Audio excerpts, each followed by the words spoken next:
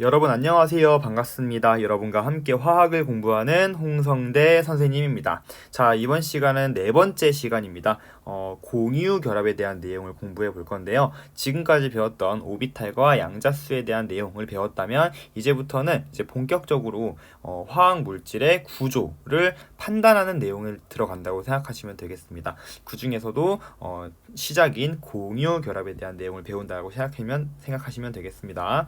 자, 우리 일단 크게 한번 개요를 잡아보면 물질이라고 하는 거 우리 분류를 한다고 치면, 자, 물질을 내가 지금부터 화학 결합에 따라 분류를 할 거야. 자, 그러면은 어떤 물질들로 내가 얘기할 수 있냐면 바로 공유 결합 물질, 그리고 이온 결합 물질, 마지막으로 금속 결합 물질, 이런 식으로 우리가 분류를 할 수가 있겠죠. 그럼 각각의 물질들은 어떻게 구성이 되어 있냐면, 공유 결합 물질은 비금속, 일반적으로 비금속과 비금속 원소가 그들의 전자를 하면서 공유하면서 형성되는 물질이고요. 이온 결합 물질 같은 경우는 일반적으로 금속의 양이온과 비금속의 음이온이 정전기적 인력에 의해서 결합을 하고 있는 것이 바로 이온 결합 물질입니다. 금속 결합 물질은 금속의 양이온과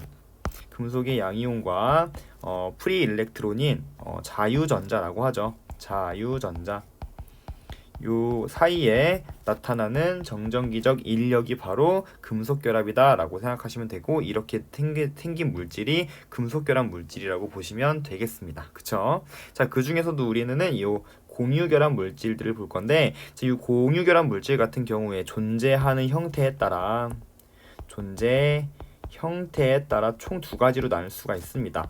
분자 형태로 존재하기도 하고요, 결정의 형태로 존재하기도 합니다. 즉 분자가 아닌 상태라고 여러분들 배웠을 텐데, 아무튼 분자와 결정 중에서도 우리 이 분자에 초점을 맞춰서 공부를 해 보려고 합니다. 알겠죠? 자, 그 밑에 보면은 이렇게 나와 있죠. 공유 결합의 형성. 그래서 일반적으로 어떤 원소가, 그렇지, 비금속 원소가 전자를 공유하면서 분자를 형성을 한다. 그러면서 원자 상태보다 더 낮은 에너지 상태가 된다라는 거지. 자, 우리 화학에서의 에너지. 자, 에너지는 어떤 의미로 쓰입니까? 자, 물질의 에너지가 크다 작다 해서 화학에서의 에너지는, 자, 에너지가 크면은 그 물질이 뭐 한 거냐면 불안정하다고 봅니다. 자, 그럼 에너지가 작아? 그럼 이거는 안정하다고 보는 거지. 즉 화학에서는 에너지라는 측면을 안정과 불안정의 측면으로 봅니다. 우리 물리에서는 일반적으로 에너지는 일을 할 수 있는 능력이라고 얘기를 하잖아요. 근데 물질의 에너지라고 본다면 안정과 불안정으로 보고요. 에너지가 큰 상태라면 에너지를 방출하면서 안정한 상태로 가려고 합니다. 이때 각각의 원소들이 화학 결합을 형성하는 방향으로 이렇게 안정해지는 형태를 우리는 화학 결합이 형성에 의해서 안정해진다라고 보고, 낮은 에너지가 상태가 된다라는 의미가 바로 이 뜻이라고 여러분들 생각하시면 되겠습니다. 자, 그래서 이 밑에 보시면은 그래프가 나와 있죠. 아마 이 부분도 아마 여러분 화학 원 시간에 배웠을 텐데, 인력에 의한 에너지 감소, 인력이 작용하면 에너지가 감소를 하는데 반발력이 작용하면 에너지가 증가하게 됩니다. 이 두 가지 요소를 모두 고려하여 가장 낮은 상태인 두 핵간 거리가 결정이 된다라는 것이 무슨 말이냐면, 자, 만약에 수소 원자라고 생각을 해봅시다. 두 개의 수소 원자가 이렇게 있었어. 자, 만약에 R만큼의 거리에 떨어져 있다고 봅시다. 자, 원래는 그것보다 더 멀리 있었어. R보다 더 멀리 있어. 이때는 서로 어떤 상호작용도 하지 않습니다. 상호작용이라고 하면 인력과 반발력을 이야기를 하는 것인데, 이때 인력이라고 하는 거는 바로 핵과 전자 사이의 인력이고요.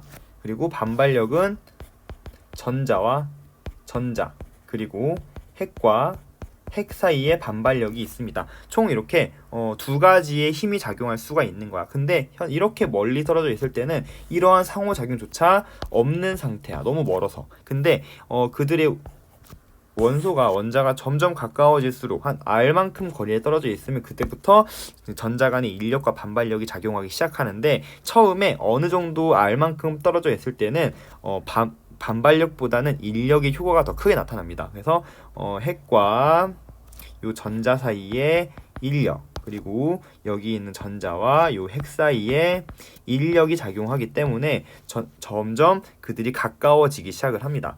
인력이 작용하면 에너지가 낮아지는 방향으로 포텐셜 에너지가 낮아지거든요. 그러면은 이렇게 생각하면 되겠죠. 점점 가까워질수록 지금 여기 이만큼의 요 거리 R이라고 친다면 이게 바로 핵간 거리를 의미하는 겁니다. 핵간 거리.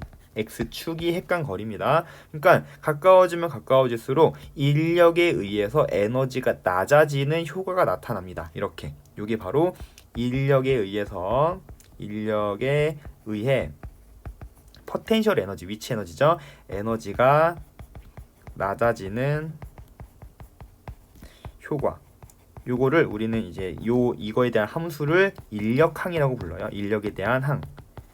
요 에너지에 대한 함수가 두 가지의 항으로 구성이 되어 있는 거지. 인력항과 반발력에 대한 항으로. 자, 그러면은 인력만 존재하는 것이 아니라 사실 반발력도 존재하는데 일정 거리 내에서는 인력이 더 크게 작용을 하는 거야. 그러다가 일정 거리에 가까워지면은 그때부터는 갑자기 반발력이 엄청나게 증가를 합니다. 너무 가까워지다 보니까 핵과 핵, 전자와 전자 사이에 반발력이 굉장히 커지는 거죠. 그러면은 A만큼 됐을 때, 자 지금 보면은 자 요게 바로 반발력에 의해서 에너지가 증가하는 효과인 거지. 써줄게요. 그냥 반발력에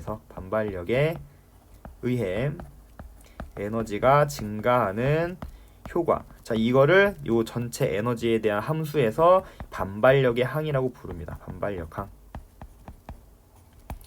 요게 지금 A 여기를 지나면서부터 엄청나게 커진단 말이야. 그러다 보니까 요 두 개의 항을 합한 값이 바로 요런 형태를 띠게 됩니다. 요런 형태를 띠게 되고 인력항과 반발력항이 평형을 이루는 바로 어디? 여기 요 우물처럼 깊게 들어본 부분이 있죠. 자 여기에서 무엇이 형성된다고 생각하시면 되는 거야. 공유 결합이 형성되는구나 라고 생각하시면 됩니다. 즉 요 A라는 거리, A라는 거리, 여기 이만큼의 거리가 바로 A만큼이겠죠. 그래서 A라는 거리에서 결합이 형성되기 때문에 A는 공유 결합을 형성했을 때 핵간 거리를 의미하고요. 우리 이 핵간 거리를 반띵하면 이게 뭐야? 그렇지, 원자 반지름이 되는 거지.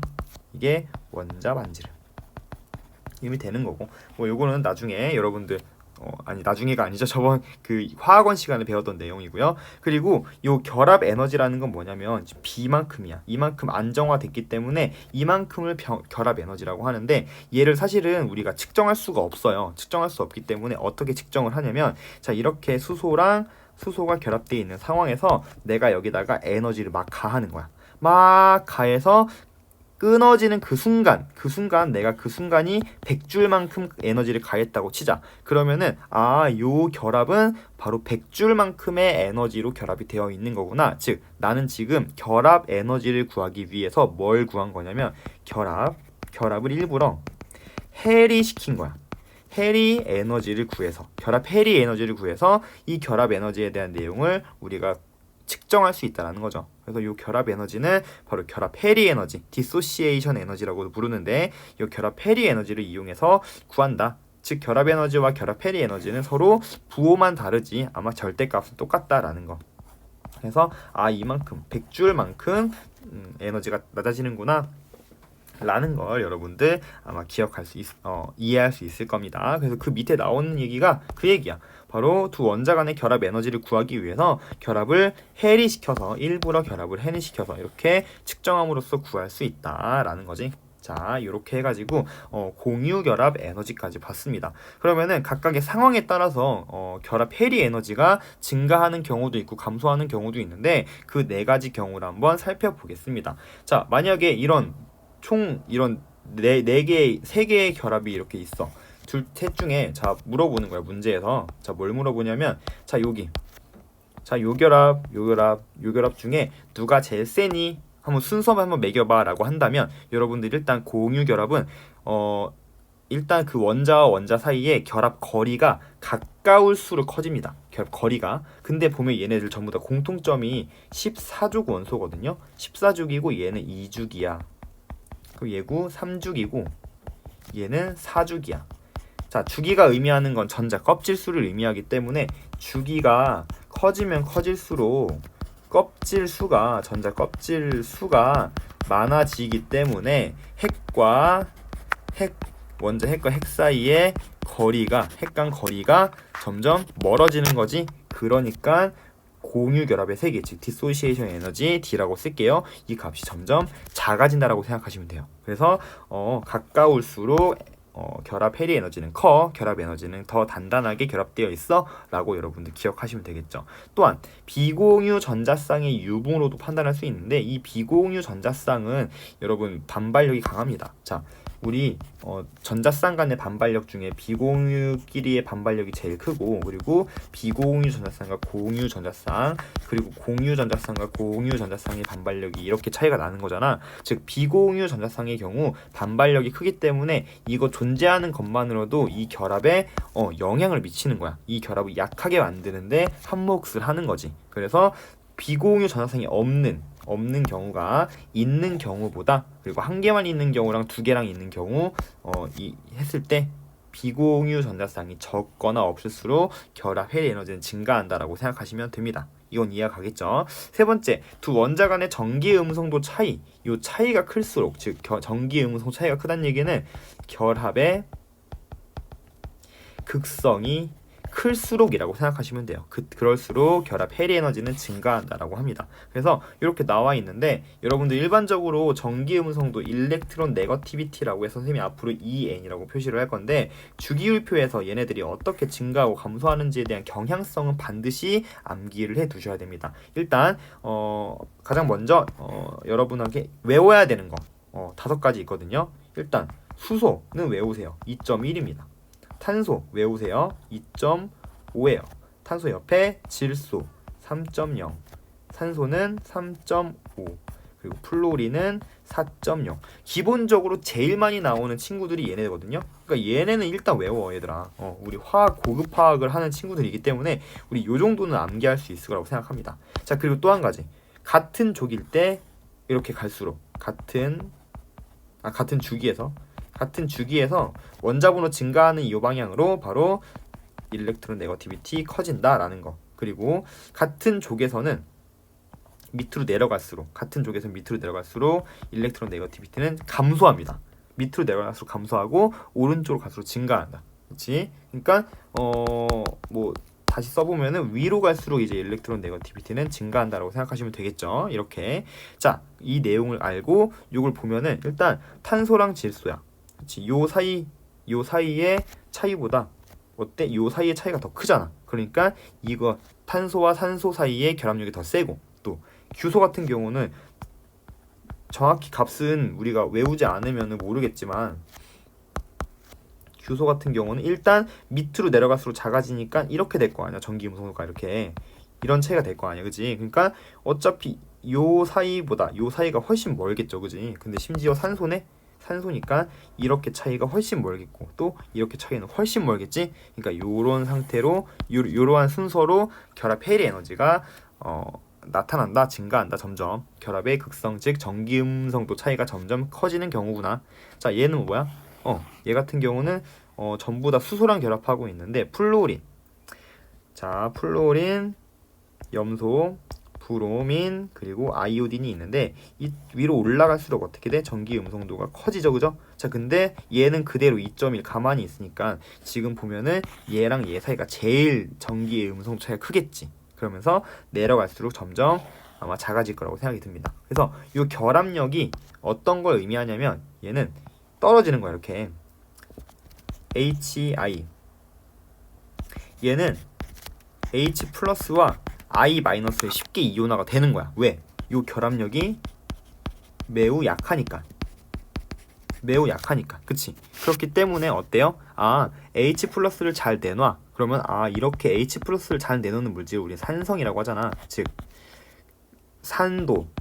산도를 파악할 수 있는 거야. 산도는 결합력이 약한 이 친구가 제일 큰 거야. 그러면은 우리는 산성의 정도를 나타낸다면, 산성의 정도는 우리 1로 갈수록, 결합력이 약할수록 이 물질의 산도가 증가한다. 얘가 제일 강산이야 라고 우리가 얘기할 수도 있다라는 겁니다. 이해가 되겠죠? 그래서 결합력을 통해서 산의 정도를 파악할 수도 있구나 라고 생각하시면 되겠습니다. 마지막, 다중결합이 많을수록, 즉 이중결합, 삼중결합 할수록 핵 간 거리가 짧아지기 때문에 결합 해리 에너지가 증가한다라는 거지. 그래서 핵 간의 요 결합의 길이가 달라요. 결합 길이를 보면은, 지금 보면은 결합력 자체가 삼중결합이, 그리고 이중결합, 단위결합 한다면 이렇게 차이가 나. 얘가 더 결합력이 세, 삼중결합이. 그러다 보니까 원자와 원자 사이의 거리가 엄청 가까워지는 거야. 즉 결합 길이는 삼중결합일 때가 제일 가깝고, 이중결합일 때, 즉 단위결합일 때가 제일 멀단 말이야. 그러다 보니까 결합력이 센 이 친구들이 훨씬 결합 해리 에너지가 크다라는 거 알 수 있죠. 삼중결합일 때가 결합 해리 에너지가 크게 나타난다라는 걸 기억하시면 되겠습니다. 알겠죠? 그래서 각각의 이유들을 여러분들 정확하게 알고 계시면 좋을 것 같아요. 요거 선생님이 시험 문제 낼 거 같죠, 그죠? 네 개니까, 그지? 그래서 반드시 기억하시면 좋겠습니다. 알겠죠? 자, 그러면은 요 내용을 토대로 이제 사실은 실제로 이제 드디어 중요하게 나오는 내용이 이제 그 뒤에는 형식 전화거든요. 형식 전화와 루이스 구조식 그리는 걸 통해서 우리 본격적으로 한번 분자의 구조를 파악해 보도록 합시다. 자, 그러면은 따라와요. 자, 그러면은 형식 전화에 대한 내용을 좀 공부해 보려고 하는데요. 형식 전화에 대한 내용을 공부할 때 많은 친구들이 산화수라는 개념과 형식 전화에 대한 개념을 많이 혼동을 합니다. 그래서 먼저 산화수에 대한 개념은 무엇이며 형식 전화와 어떻게 다른지, 이 두 개에 대한 내용, 개념을 좀 비교를 해본 다음에 형식 전화에 대한 내용을 자세하게 살펴보는 걸로 들어가 보도록 하겠습니다. 일단 산화수와 형식 전화는 서로 사용하는 목적 자체가 달라요. 자, 산화수는 언제 쓰냐? 바로 그 물질, 그 원소가 산화된 상태와 그 정도를 알고 싶을 때, 산화된 상태와 그 정도를 알고 싶을 때 산화수법을 이용해서 산화수를 구합니다. 자, 그런데 형식 전화는 왜 사용하냐면 바로 가장 안정한 구조, 그 물질의 가장 안정한 구조를 추론하기 위해서 형식 전화라는 도구를 사용하게 됩니다. 전혀 일단은 사용하는 목적 자체가 다르죠. 구하는 방법도 달라요. 자, 구하는 방법에 대해서 약간 간략하게 설명을 드리자면, 자, 산화수라고 하는 건 어떻게 구한다고 생각하면 되냐면, 이거는 선생님이 그냥 얘기하는 건데 이렇게 생각하면 편해요. 내전자는 내전자, 니전자도 뭐겠어? 내전자야. 다 내 거야. 완전 욕심쟁이. 누가? 여기서 내는 누구냐면 바로 전기 음성도, 일렉트론 네거티비티, 전기 음성도가 큰 원소가 바로 나야. 즉 전기 음성도가 큰 원자는 바로 내전자도 내전자고 니전자도 내전자처럼 쓴다라고 생각하시면은 바로 산화수에 대한 내용을 바로 이해할 수 있을 겁니다. 자, 무슨 말이냐면 예를 들어서 생각을 해볼게요. 일단은 산화수에 대한 내용을 알기 위해서 산화와 환원은 알아야겠지? 여기다 정리하지 말고 살짝.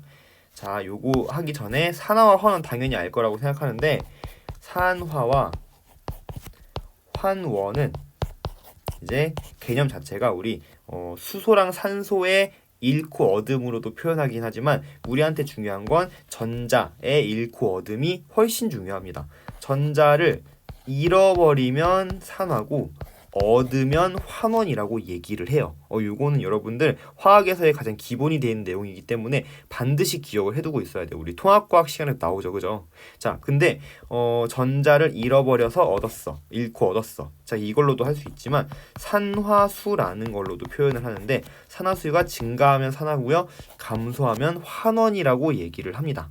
자, 일단은 요거에 대한 개념을 알고 요거 자, 요 전자의 잃고 얻음을 반드시 좀 기억을 해뒀으면 좋겠어요. 자, 이거에 대한 자세한 내용을 여러분들한테 정말 아주 꼼꼼하게 설명해 주고 싶은 마음은 굴뚝 같지만 지금 고급화학에서의 우리가 배우는 관점은 물질의 구조, 즉 분자의 구조를 파악하는 내용이기 때문에 산화와 환원은 변화에 해당하는 내용이고, 그래서 지금 설명하기에는 이야기의 흐름이 좀 맞지 않기 때문에 이 부분 같은 경우는 여러분들 혹시라도 더 궁금하다면 화학원 시간 내용이 있기 때문에 그 부분을 통해서 공부할 수 있도록 하고요. 지금은 비교하는 정도로만 그치도록 하겠습니다.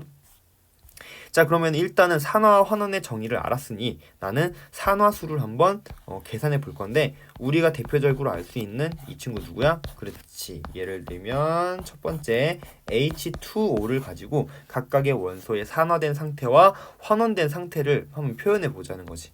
자, 어떻게 표현할 수 있냐면, 자, H2O 중에 자, 어떻게 산화수를 구한다고 했냐면 내전자도 내전자, 내전자는 내전자, 니전자도 내전자. 자, 근데 그 나는 누구냐면 전기 음성도가 큰 원자야. 즉, 두 원소 중에 전기 음성도가 큰 게 누구야? 전기 음성도는 당연히 산소가 수소보다는 큽니다. 그러다 보니까 내 전자도 내 전자지만 네 전자 또한 내 전자야. 이렇게 다 갖는다고 생각하면 돼. 그럼 봐봐. 결합 전에 이 공유 결합을 형성하기 전에는 산소 같은 경우에 몇 개의 원자가 전자를 가졌죠? 즉 16쪽이니까 6개의 원자가 전자를 가졌잖아. 근데 결합을 했어. 결합 후에 내전자도 내전자는 내전자인데 니전자도 내전자가 되다 보니까 지금 이 산소 주변에 전자가 몇 개 존재합니까? 총 8개가 존재하지. 그럼 그거에 대한 차이 값을 계산해주면 얘는 6개 있었는데 8개나 더 생긴 거잖아. 즉 이만큼 마이너스 전하를 더 띄겠지. 전자를 2개만큼 얻은 셈이야. 전자를 얻은 거지. 몇 개? 2개의 전자만큼을 얻었어. 그치? 그러다 보니 얻었어. 요거 뭐 됐어? 환원됐어. 환원됐고, 따라서 얘 같은 경우는 이만큼 환원됐어. 이런 식으로 산화수를 나타낼 수 있다는 겁니다. 자, 근데 요 수소 같은 경우는 원래 원자가 전자가 하나 있었는데 지금 현재 주변에 전혀 전자가 없는 상태가 된 거지. 산소가 전부 가져갔다고 가정했다 보니까. 따라서 얘는 잃어버렸어. 한 개 잃어버렸어. 잃었어. 하나당 전자 한 개 잃었어. 따라서 뭐 됐어? 산화되었어. 얼만큼 산화됐냐면 플러스 1만큼 산화됐어. 즉 수소의 산화수는 플러스 1, 얘 또한 플러스 1이겠죠. 산소는 마이너스 2만큼 환원되었어. 이렇게 산화수를 구할 수가 있는 것이 산화수의 개념입니다. 자, 근데 형식 전환은 뭐냐면 얘는 아주 뭐라고 하냐면 공평한 친구야. 내전자는 내 전자 맞아. 내 전자야. 근데 네 전자는 네 전자야. 아주 공과 사가 뚜렷한 친구예요. 그치? 그렇기 때문에 너랑 나랑 아주 공평하게 나누기 때문에 전혀 전자의 치우침이 없다라고 생각을 하는 거지.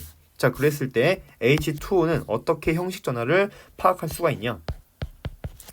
자, 네 전자는 네 전자, 내 전자는 내 전자이다 보니까 이렇게 공유 결합을 하고 있지만 내 전자와 네 전자는 명확히 구분되어 있는 거야. 이렇게 생각하는 거지.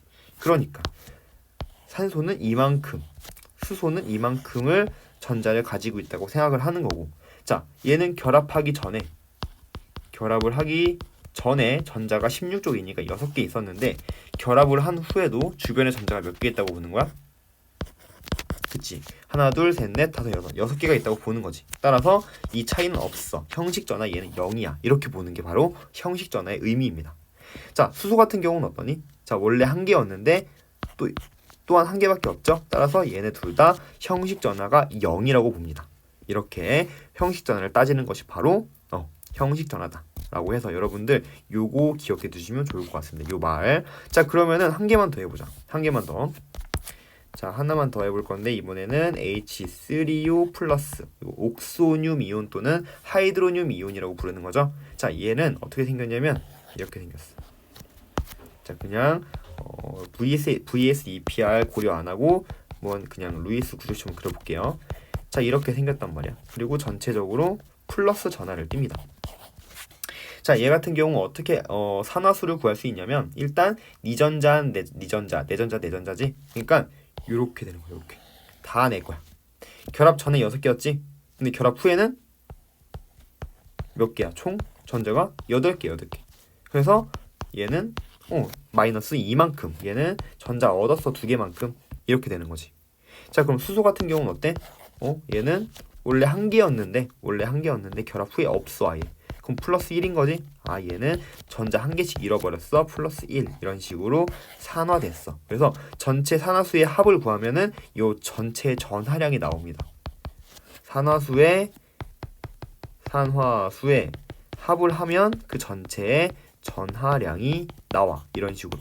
자, 근데 이 플러스가 도대체 누가 가지고 있는 플러스인지를 알고 싶어. 그럴 때 바로 형식 전화를 사용하면 누가 나타내고 있는 플러스 전환지를 구할 수 있다는 겁니다. 자, 우리 궁금했잖아. 이런 거. 이거 왜 NH 플러스야? 왜 플러스지? 그지? 이런 거 궁금하지 않았어? 그냥 SO4 E-야. 그냥 왜 그래? 근데 왜 E-지? 이런 거 궁금했잖아. 이런 걸 우리는 형식 전환을 구하면은 얘가 왜 E-고 얘가 왜 플러스인지를 우리는 원리적으로 이해할 수 있다는 겁니다. 그동안 다 외우라고 했지만 이제는 형식 전화의 계산을 통해서 우리는 모든 다전자 원자의 전하량을 계산해 볼 수 있다는 얘기지. 즉 어떻게? 자, 똑같이 합니다. 얘네들의 형식 전하를 구하는 거야. 그럼 니전자는 니전자고 내전자는 내전자야. 따라서 각각의 서로의 전자는 공평하게 나눠야 되는 거지. 그럼 산소는 이만큼을 가지고 있는 거야. 원래 전자 6개였거든? 근데 결합 후엔 몇 개 됐어? 하나, 둘, 셋, 넷, 5개. 5개가 됐어. 그럼 지금 전자 하나가 부족한 상황인 거야. 부족하니까 플러스 1만큼의 전하량을 갖는 거야. 얘는 형식 전하가 플러스 1이야. 산소는? 그럼 수소는 봐라. 수소는 원래 1개였는데 결합 후에도 1개야. 얘는 형식 전하가 0이겠죠. 그럼 각각의 수소는 전부 다 0이라는 전하를 갖습니다. 따라서 H3O 플러스 같은 경우는 왜 플러스를 띠냐면 바로 이 산소가 전자가 부족하기 때문에 플러스 1만큼의 형식 전하를 띠고 그래서 플러스 1이라고 얘기를 했던 거야. 그동안. 이해가요? 이 플러스 1만큼의 전하는 누가 가지고 있던 거다? 산소가 가지고 있던 거구나 라는 것을 형식 전하의 계산을 통해서 우리는 구할 수가 있다라는 겁니다. 너무 신기하지 않니? 그지? 그래서 나만 신기할 수도 있어. 자, 누군가 분명히 신기하다고 생각할 거야. 신기한다고 제발 생각하세요. 신기해. 자, 그러면은 우리 한 개만 더 해보자. 자, NH4 플러스. 야, 이거 도대체 왜 4 플러스였을까? 왜 플러스였을까? NH3는 그냥 중성인데 왜 NH4는 왜 굳이 플러스 전하를 떼야 되는 건지 형식 전하의 계산을 통해서 알아보자고. 자, 일단 NH3 얘는 왜 중성이냐면 봐봐. 얘 어떻게 생겼어? 이렇게 생겼지, 그지? 루이스 구조식 그려보면 자, 그럼 봐봐. 내전자는 내전자, 니전자는 니전자. 그럼 서로 공유를 하고 있지만 서로의 전자, 공과 사는 구분하는 거야, 이렇게. 그러면은 질소 같은 경우에 원래 전자가 5개 있었잖아. 15조. 근데 결합을 형성해도 주변에 전자 5개밖에 없기 때문에 얘 형식 전하 0이야. 수소 역시 마찬가지. 수소도 1이었는데 1만큼을 가지고 있기 때문에 각각의 형식 전하는 전부 다 0이야. 그래서 전혀 전하를 띠지 않는 거지. 그런데 NH4 플러스 봐봐. 자, 얘 같은 경우는 이런 식으로 결합이 되어 있는 상황인데 얘가 플러스를 나타내는 이유가 뭐야? 봐봐. 니전자, 니전자, 내전자, 내전자. 그러면은 이렇게 되는 거지. 그럼 질소는 이렇게 4개의 전자를 가지고 있네. 결합 전에는 원래 5개의 전자 가지고 있었는데 결합 후에 보니까 4개야. 그러면 나는 몇 개가 부족해. 지금 전자 하나가 부족하니까 플러스 1만큼의 전하량을 띠겠지. 그럼 얘는 형식 전하가 플러스 1인 거야. 질소는. 근데 수소는 어때? 얘는 원래 1이었는데 1이야. 전자 하나 있었는데 지금도 전자 하나 있어. 이 0이에요. 수소는 각각 모두 형식 전하 값이 0이야. 그럼 NH4는 전체적으로 질소가 플러스 1만큼의 전하를 띠기 때문에 NH4는 플러스를 띠는 거지. 이 플러스는 수소가 나타내는 것이 아니라 사실은 이 질소 원자가 가지고 있는 전하량이었던 거죠. 요거를 우리 형식 전하의 분석을 통해서 계산을 통해서 구해낼 수가 있다라는 겁니다. 이게 되겠죠, 그죠? 그래서 그래서 자 돌아와 보면 형식 전하라고 하는 건 공유 결합에서 전자쌍을 균등하게 나누어 가졌다고 가정했을 때의 전하량이다. 따라서 화학식 루이스 구조식을 그렸을 때 가장 안정한 구조식을 찾아내는데 사용을 하고 이 안정한 구조를 찾아내는데 어떻게 사용할 것인지는 뒤에서 배우겠다라는 거야. 근데 사실 지금 예고편으로 얘기를 하자면 루이스 구조를 그렸을 때 다양한 구조식이 형성될 수 있는 경우가 있어요. 이런 거 이제 공명 구조를 그릴 수 있는 경우라고 얘기를 하는데 그때 형식 전하가 가장 작은 그런 구조가 가장 안정한 구조로 채택이 될 수 있다라는 내용을 앞으로 공부를 할 겁니다. 그래서 내가 아까 얘기한 내전자는 내전자, 니전자는 니전자를 식으로 표현하면은 이렇게 되는 거지, 그지? 그래서 만약에 니전자는 니전자, 내전자는 내전자라는 말이 잘 이해가 안 가는 친구는 굳이 이렇게 식을 통해서 이해하셔도 됩니다. 그래서 중성 상태의 원자과 전자에서 그리고 비공유 전자쌍 이거는 내전자지. 공유 전자는 니전자와 내전자가 같이 있으니까 이 반띵을 하자는 얘기야. 이거를 뺐을 때 그 전하량을 우리는 형식 전하라고 하자라는 거고. 자, 산화수라는 건 산화수 전체 합은 내가 아까 얘기했죠. 구성 원소의 산화수. 전체 산화수는 이 얘기하는 게 전하량을 얘기하는 거. 전체 전하량. 이 값이 합은 서로 같기는 하다라는 거지. 요거는 그냥 넘어가도 되고. 그래서 이런 식으로 산화수를 구하는 방법과 형식 전을 구하는 방법은 서로 다르다라는 걸 알 수 있는 거고 방금 전에 우리 요거 했던 거라고 생각하시면 되겠습니다. 어떻게 좀 이해가 될까요? 그래갖고 우리 형식 전화 구하는 방법 알게 되었어. 자 그러면은 루이스 구조식 그리는 방법을 통해서 우리 형식 전화를 적용을 해봐야 되겠지, 그지? 그래서 그 적용하는 거 한번 일단은 이번 시간은 조금 간단하게 볼게요. 여러분 이거 지금 오늘 하루 동안에도 너무 많은 내용들을 여러분들한테 주긴 했던 것 같아. 솔직히 얘기해서 많은 내용은 아닌 게 화학원 시간에 배웠던 내용이 전부 다 조금씩 확장이었기 때문에 그렇게 많은 내용은 아니었어. 그냥 플러스 알파 정도였던 것 같은데 선생님이 느끼는 것과 여러분이 느끼는 건 좀 다를 거라고 생각을 해요. 그러므로 첫 시간이기도 하기 때문에 일단은 다음 시간 이제 우리 다음 시간에 오프라인으로 만날 수 있을지는 모르겠지만 그 시간에 이 루이스 구조에 대해서 더 자세하게 하겠지만 이번 시간에는 두 개 정도만 한번 살펴보고 이럴 때 형식 전화 유용하겠어 라는 걸 조금 알려주기 위해서 두 개의 구조 정도만 선생님이 한번 그려보는 시간을 가져보도록 하겠습니다. 자 그러면은 루이스 구조식 그리는 방법 시작하도록 하겠습니다. 따라와요. 자 그럼 우리 두 가지 물질의 루이스 구조식을 그리는 방법을 통해서 우리 가장 안정한 구조를 그리는 방법에 대해서 한번 살펴보도록 하겠습니다. 자 이번 시간은 두 개의 그냥 예시만 주면서 이런 식으로 루이스 구조식 그리는 방법 응용하는 거야 라고 알려드리는 정도로 그칠 거고요. 우리 다음 시간에 더 정확하게 루이스 구조식 그리는 방법을 하나하나 살펴보면서 다양한 물질들을 한번 그려보고 여러분들도 그려보면서 자신감 뿜뿜 하는 그런 시간을 가져보도록 하겠습니다. 자 일단 요거 나와 있는 거 대표적으로 보면은 이거 O3라고 해서 우리가 잘 알고 있는 오존이라는 물질인데요. 이 오존은 어떤 구조식을 가지고 있는지 한번 살펴보도록 하겠습니다. 가장 먼저 무엇을 해야 되냐? 가장 먼저는 이 공유결합 물질이기 때문에 이 물질이 이 원소가 가지는 원자과 전자수를 모두 합하는 거야. 지금 우리 화학 결합을 배우고 있고 공유 결합을 배우고 있는데 공유 결합에 참여하는 전자가 누구야? 그치, 원자과 전자잖아. 그래서 먼저 원자과 전자수를 전부 다 합해 볼게요. 그럼 산소 같은 경우는 한 원자당 원자과 전자가 6개 있죠? 16쪽이니까. 근데 얘가 총 몇 개 했어? 3개 있다 보니까 6, 3, 18 총 18개의 전자를 가지고 있는 거야. 이 18개의 원자과 전자를 가지고 앞으로 화학 결합을 이제 형성시킬 겁니다. 그런 다음에 이 원자를 봐봐. 일단은 중심 원소를 결정을 해야 되거든요. 근데 중심 원소가 되는 원자는 누구냐면 일단 결합선 수를 가장 많이 그릴 수 있는 애가 바로 중심 원자로 채택을 합니다. 그럼 결합선 수 제일 많이 그릴 수 있는 거 지금 보면은 산소밖에 없어. 그러니까 그냥 산소를 그리면 돼. 중심 원자를 배치하고 주변에 그냥 해당 원자를 배치하십시오. 어차피 산소기 때문에 이대로 하겠습니다. 그런 다음에 그 다음은 이제 각각의 모든 원소들을 다 단일 결합으로 형성을 시켜요.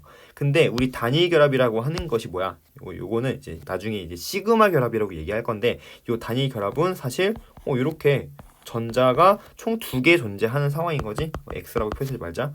자, 전자가 이렇게 총 2개만큼 존재하는 상황이기 때문에 지금 내가 얘네들의 단위 결합을 형성했을 때 전자를 총 몇 개를 쓴 거지? 내가 쓸 수 있는 전자는 총 18개 있는데 그 중에서 몇 개 쓴 거야? 내가 4개를 다 써버린 거지. 그러면은 내가 앞으로 쓸 수 있는 전자는 몇 개 남니? 14개가 남습니다. 그치? 자, 이렇게 14개가 남은 상황에서 주변 원자, 일반적으로 주변 원자는 전기 음성도가 큰 원자거든요. 그럼 주변 원자부터 옥텟 규칙을 만족시키는 거지. 그럼 만족시키려면 하나, 둘, 셋, 넷, 다섯, 여섯. 얘도 하나, 둘, 셋, 넷, 다섯, 여섯. 총 12개의 전자를 써야겠죠? 그래야 어때? 얘도 이렇게 옥텟 만족하고 얘도 이렇게 옥텟 만족하는 상황이 되거든. 주변 원자부터 옥텟을 만족시킨 다음에 그 다음에 남은 전자로 중심 원자의 옥텟을 만족시키려고 한번 해보세요. 자, 그럼 일단 주변 원자부터 다 만족을 시켰더니 지금 총 몇 개 썼냐면 12개를 전자를 써버렸어. 그럼 내가 지금 이제 앞으로 쓸 수 있는 전자는 2개밖에 안 남은 상황인 거지. 그럼 2개 어쩔 수 없이 가운데에 이렇게 줘야겠다. 그럼 이렇게 하면은 이게 말이 안 되는 게 중심 원자는 옥텟 규칙 만족 안 한단 말이야. 전자 2개가 부족해요. 자, 이런 경우는 주변에서 끌어옵니다. 끌어오면서 파이 결합을 형성한다라고 얘기합니다. 자, 나중에 또 얘기할 거야. 이렇게 핵과 핵 사이의 결합을 하는 것, 시그마 결합이라고 한다면 하나의 다중 결합이 형성될 때 그 결합을 파이 결합이라고 얘기하는데, 이것은 나중에 여러분들 아마 명확하게 이해시킬 수 있는 날이 있을 테니까 지금은 생각하지 마세요. 그냥 주변 원자를 가지고 원자의 비공유 전자쌍으로 이렇게 다중 결합을 형성시켜 보겠다. 보면은 내가 만약에 이렇게 전자를 다중 결합을 형성시키면은 어떻게 되니? 이렇게 되면서 이런 식이 되는 거지. 그럼 얘 비공유 2개 남고 얘는 하나, 둘, 셋 이렇게 되는 거지. 자, 이렇게 되면 어때? 얘도 옥텟 만족하죠? 하나, 둘, 셋, 넷, 다여, 일곱, 여덟 개. 얘도 옥텟 만족하죠? 하나, 둘, 셋, 넷, 다여, 일곱, 여덟 개. 얘도 옥텟 만족합니다. 하나, 둘, 셋, 넷, 다여, 일곱, 여덟 개. 그럼 이 구조가 이제는 안정한 구조가 되는 거야. 자, 근데 있잖아. 봐봐. 일단은 우리 형식 전화 한번 따져볼게요. 자, 여기. 자, 요 전자 같은 경우, 요 원자 같은 경우 형식 전화 원래 산소는 6개 있었어. 근데 이 니전자, 니전자, 내전자, 내전자 이렇게 따지다 보면은 얘 같은 경우는 어때? 하나, 둘, 셋, 넷, 다여, 일곱. 내가 원래 가지고 있어야 되는 전자보다 전자 1개를 더 가지고 있는 7개란 말이야. 그러니까 얘는 마이너스 1만큼의 전하량을 띌 거야. 그치? 자, 그럼 얘가 가운데 있는 얘는? 자, 여기도 니전자, 내전자, 니전자, 내전자 이렇게 하고 이렇게 표시를 하면 얘는 원래 6개 있었는데 하나, 둘, 셋, 넷, 5개밖에 없네? 그럼 이때는 지금 원래 가지고 있는 것보다 하나가 부족한 상황인 거잖아. 그러면은 플러스 1만큼의 전하를 띠겠죠. 이 가운데 전자는 형식 전하가 플러스 1이야. 그럼 마지막 끝에 있는 산소는 하나, 둘, 셋, 넷, 다 6개. 6개 있네? 원래 6개 있었는데 6개 있으니까 얘 0이야. 얘는 형식 전하가 0인 거지. 그지? 그래서 요렇게 형식 전하를 따질 수가 있어. 자, 근데 지금 현재는 이 상태밖에 안 되기 때문에 지금 안정한 구조를 얘라고 볼 수밖에 없어. 그래서 얘 같은 경우 이런 식으로, 자, 이거 VS EPR까지 고려한다면 이제 중심 원자의 주변에 있는 전자 쌍들에 의해서 반발에 의해서 이렇게 굽어진 상태가 되겠죠. 그죠? 이렇게 가장 멀리 존재하려면. 그래서 요런 모양을 가지고 있고 여기는 마이너스, 여기는 플러스, 전체적으로는 중성이 되는 건데, 봐봐, 이 상태도 되지만 사실은 어떤 상태도 가능하냐면요, 이중결합이 여기 있는 상태도 가능해. 이렇게. 무슨 말이냐면 만약에 여기 있는 전자가 이렇게 줄 수도 있는 거잖아. 그럼 얘가 이렇게 줘서 이중결합을 형성하면은 얘는 옥텟을 만족하지, 가운데 원자는, 자, 여기 있는 전자를 이렇게 줘서 여기 이중결합이 형성이 되면 가운데 있는 이 산소 같은 경우는 옥텟 규칙을 만족하지 않기 때문에 다시 여기 있는 이중결합을 이쪽으로 줘서 옥텟을 만족하려고 하겠죠. 그럼 그 상황이 벌어지면 요런 이제 구조식이 만들어지는 거지. 자, 얘 똑같이 플러스고요. 얘는 비공유 전자쌍이 2개고 얘는 총 3개라서 여기에 마이너스가 실리겠지. 이렇게. 그러면서 요 2개의 루이스 구조식이 가능해져 버리는 거야. 이런 식으로 2개가 가능한 경우에 이렇게 둘 다 그릴 수 있는 경우를 우리 뭐라고 부르냐면은 이 두 물질이 공명 구조이다라고 얘기를 합니다. 공명 구조. 그래서 이렇게 공명 구조가 있는 경우는 이 2개의 분자의 평균적인 성질이 그 분자의 실제 구조라고 얘기를 해요. 그럼 평균적인 성질이라는 건 무슨 말이냐? 이런 거지. 이렇게 있고, 자, 이렇게 산소가 있고, 여기 있고, 이렇게 붙어 있는 와중에 바로 이 2개의 전자는 이 2개의 전자가 지금 이 2개의 전자가 왔다 갔다 하면서 지금 이렇게 된다고 생각하는 거잖아. 지금 이 2개의 전자 때문에 2개의 전자가 여기 또 있다가 또 여기 또 있다가 할 수 있다는 얘기지. 즉 전체적으로 이렇게 퍼져 있는 모습인 거야. 2개의 전자가. 그러니 얘 같은 경우는 어떻겠어? 여기는 지금 결합이 하나 있는 상황에서 2개의 전자니까 여기는 정확히 반으로 나눈다면 2개의 전자가 요 결합에 존재하는 거니까 지금 전자 2개일 때가 결합 1개지. 근데 얘는 2개가 전체적으로 퍼져 있으니까 얘는 마치 전자 하나가 있는 듯한 느낌이 드는 거야.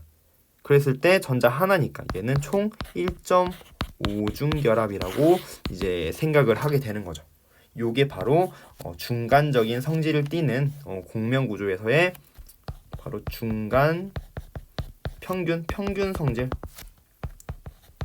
평균적인 성질을 가진 모양이 되겠고요. 요게 바로 실제 구조와 가장 가까운 구조다라고 얘기를 하고요. 이렇게 전자를 표현하는 거 우리는 공명 혼성체라고 얘기를 합니다.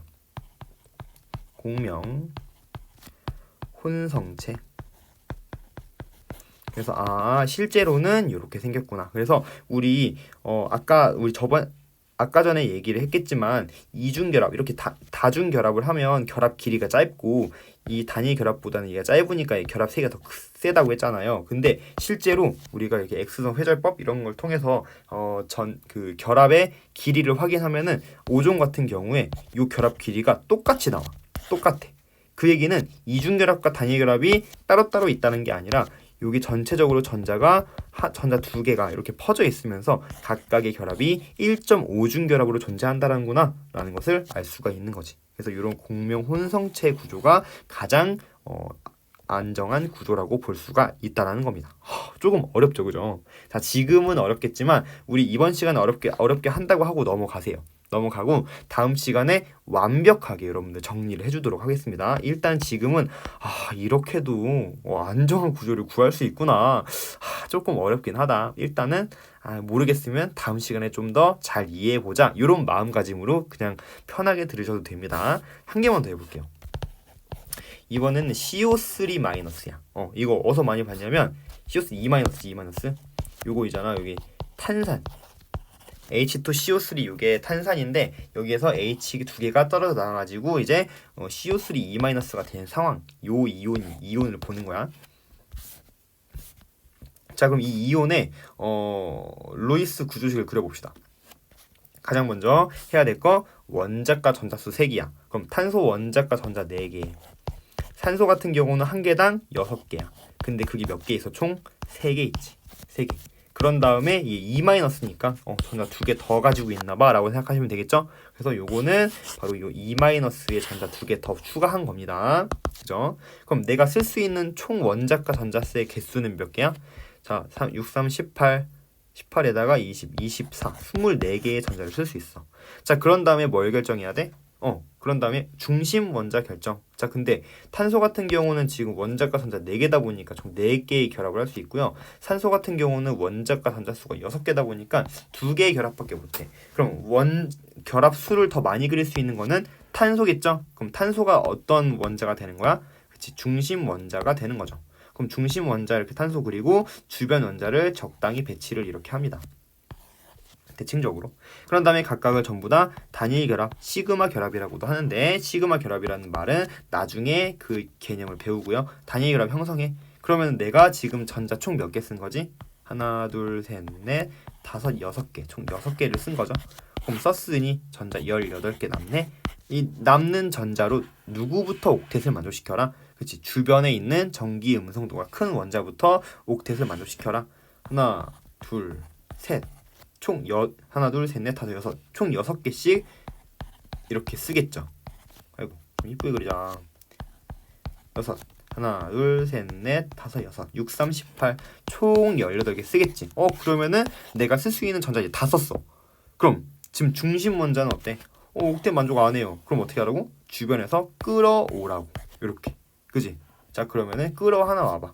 끌어오게 되면 자, 요걸 VS, EPR 좀 고려해서 그리면 이렇게 되는 거지. 이렇게 해서 띵띵 띵띵 띵띵. 자, 이렇게 끌어왔어. 얘를 끌어오는 거야. 그럼 이중결합 되니까 이렇게 되는 거죠. 자, 얘는 그대로 이렇게. 자, 여기 전자 잘 안 보이겠다. 자, 그런 다음에 형식 전화 따져봐. 형식 전화.